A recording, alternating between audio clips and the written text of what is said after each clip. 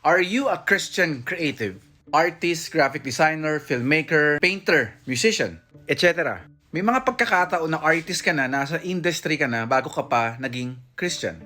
And I'm sure nagkakaroon ka ng dilemma about creation. What to create? Kailangan ba since Christian ka na, hindi ka na pwedeng mag-drawing ng mga Wolverine? Or gumawa ng romantic love song?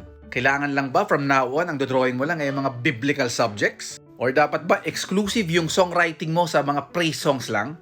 As an artist myself, dinidil ko siya ng ganito.